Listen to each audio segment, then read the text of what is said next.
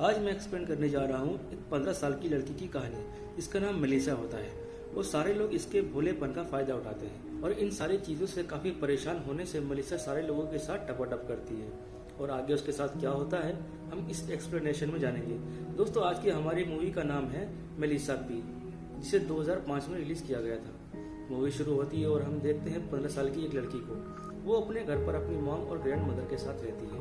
Melissa की अपनी mom से ज्यादा नहीं बनती और वो अपनी नानी के काफी करीब होती है। एक दिन मेलिसा खुद को छू रही थी, तभी उसकी मॉम आती है जिसे वो खुद को रोक लेती है। इसके बाद मेलिसा अपनी दोस्त के साथ डैनियल के घर पर जाती है, जहाँ डैनियल ने एक पूल पार्टी रखी थी। मेलिसा काफी नर्वस थी क्योंकि वो डैनियल को बचपन से चाहती थी, पर डैनियल मेलिसा की तरफ देखता तक नहीं था।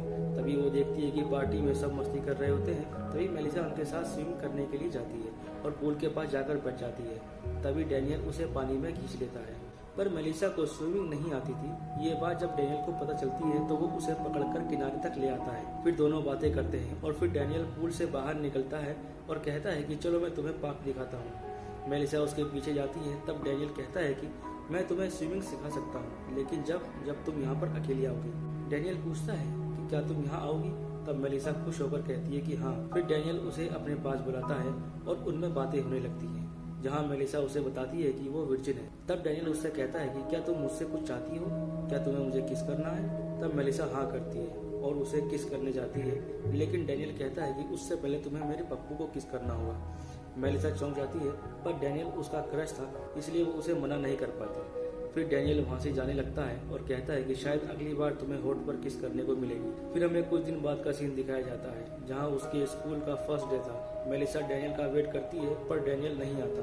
फिर हमें पता चलता है कि डैनियल उस दिन के बाद से कभी भी मेलिसा से नहीं मिला है। इसकी दोस्त उसे समझाती है कि तुम डैनियल को भूल जाओ, पर वो उसे इग्नोर करती है। इसके बाद वो क्लास में जाती है और अपनी प्राइवेट बुक में लिखती है कि उस दिन डैनियल जो उसके साथ किया उसके लिए वो उसे कभी माफ नहीं करेगी। पर वो डैनियल के बारे में सोचने पर खुद को रोक नहीं पाती। कुछ दिनों बाद उसकी फ्रेंड उसे बताती है कि डैनियल एक क्लब में है। फिर दोनों उस क्लब में जाते हैं, जहाँ मेलिसा काफी दिनों बाद डैनियल को देखती है। फिर डैनियल की नजर मेलिसा पर पड़ती है और वो उसके पास आकर कहता है कि तुम अब बड़ी हो गई हो। जिसके बाद वो उसे ड्रिंक ऑफर करता है और ड्रिंक करते टाइम डैनियल का दोस्त मेलिसा की तारीफ करने लगता है। फिर डैनियल कहता है कि मुझे तुमसे कुछ पूछना है, पर यहाँ नहीं कहीं और चलते हैं। फिर मेलिसा मन ही मन में खुश हो जाती है और डैनियल के साथ चली जाती है।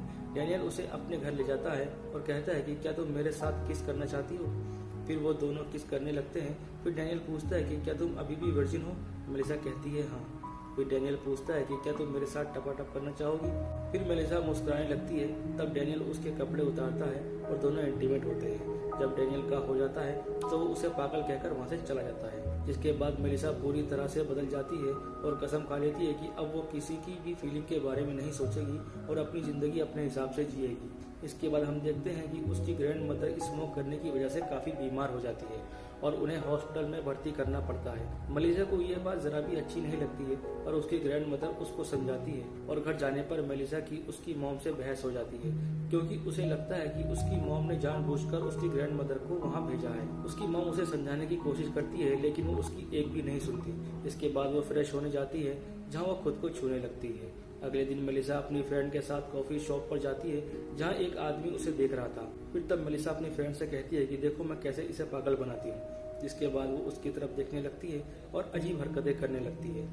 फिर वो आदमी उसके पास आकर बैठ जाता है और मेलिसा खुद को छूने लगती है। पर जब वो मेलिसा को छूने की कोशिश करता है तब वो खड़ी होकर वहाँ से चली जाती है। क्रिसमस के दिन उसकी ग्रैंड मदर घर आती है। तब मेलिसा उन्हें देखकर खुश हो जाती है और उसकी ग्रैंड मदर उसको देखकर ही समझ जाती है कि मेलिसा अब बदल चुकी है और वो ये बात मेलिसा की मॉम को बताती है। तब वो कहती है कि नहीं, सब कुछ ठीक है, आप फिक्र मत करो। फिर मेलिसा अपनी ग्रैंड मदर के साथ टाइम स्पेंड करती है।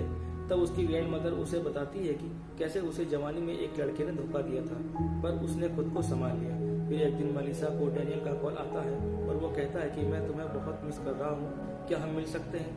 मेलिसा पहले तो सोचने लगती है और फिर हाँ कहती है, क्योंकि उसे लगता है कि डैनियल अब बदल चुका है। जिसके बाद वो उसके पास जाती है और दोनों किस करते हैं और इंटीमेट होने वाले ही थे कि तभी डैनियल मेलिसा को आंखें बंद करने को कहता है। जब वो आंख बंद करती है तब डैनियल अपने दोस्त को वहाँ बुलाता है, जो मेलिसा को किस करने लगता है। तब मेलिसा आंख खोलती है और गुस्सा होकर वहाँ से जाने लगती है। तब डैनियल उसको रोकता है और मनाने की कोशिश करता है, लेकिन मेलिसा नहीं मानती। तब डैनियल कहता है कि बच्चों जैसी जिद मत करो। तब मेलिसा कहती है कि मैं बच्ची नहीं हूँ, और वापस इसके दोस्त के पास जाती है और उसे किस करने लगती है। फिर वो डेनियल के हाथ पकड़कर उसे वापस ले आती है और दोनों के साथ इंटीमेट होती है।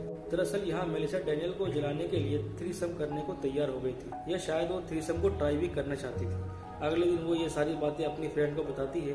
उसकी फ्रेंड उससे कहती है कि उसे आगे से ये सब नहीं करना चाहिए, लेकिन मेलिसा को इन सब से काफी खुशी मिलती है। इसके बाद वो ऑनलाइन एडल्ट साइट पर अपना अकाउंट बनाती है, जिससे वो अपनी बातें सबके साथ शेयर कर सके।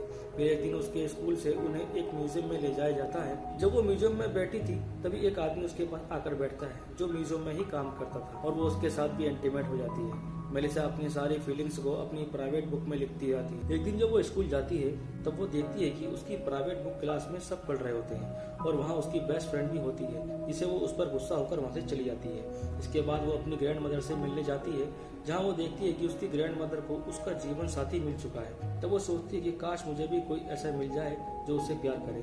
अगले दिन मेलिसा स्कूल से म्यूजिक सुनते हुए जा रही थी, तभी उसकी फ्रेंड आती है और उससे माफी मांगती है, पर मेलिसा उसे इग्नोर कर देती है। वहीं दूर खड़ा एक लड़का मेलिसा को देख रहा था। इस लड़के का नाम मार्को है, जो मेलिसा को पसंद करता है, पर मेलिसा उसकी तरफ देखती तक नहीं। फिर मार्को मेलिसा से बात करने के लिए उसके पास जाता है, पर तभी मेलिसा को अर्नोल्डो का कॉल आ जाता है, जो मेलिसा को मिलने बुलाता है। जब मेलिसा उसके पास जाती है, तब अर्नोल्डो उसे एक बंकर में चलने को कहता है।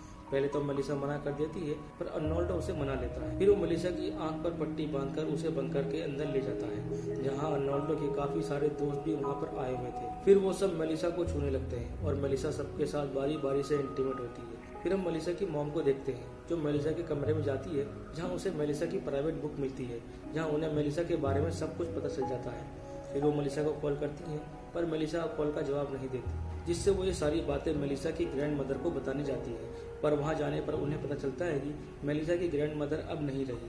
वहीं हम मेलिसा को देखते हैं, जो अपनी भूख मिटाने के लिए एक बूढ़े आदमी के घर जाती है, जिससे वो ऑनलाइन मिली थी। वो आदमी मेलिसा से कहता है कि मुझे कोड़े मारो। मेलिसा उस आदमी को कोड़े मारने लगती है। फिर वो आदमी खड़ा होता है और कहता है कि अब मेरी बारी है, और मेलिसा को जोर जोर से कोड़े मारने लगता है। मेलिसा कैसे भी करके वहाँ से भाग जाती है और अपने घर पहुँचती है, जहाँ उसकी मॉम उसका वेट कर रही थी, जो उससे पूछती है कि इस बुक में जो भी लिखा है क्या वो सच है। मेलिसा कहती है कि हाँ, ये सब सच है।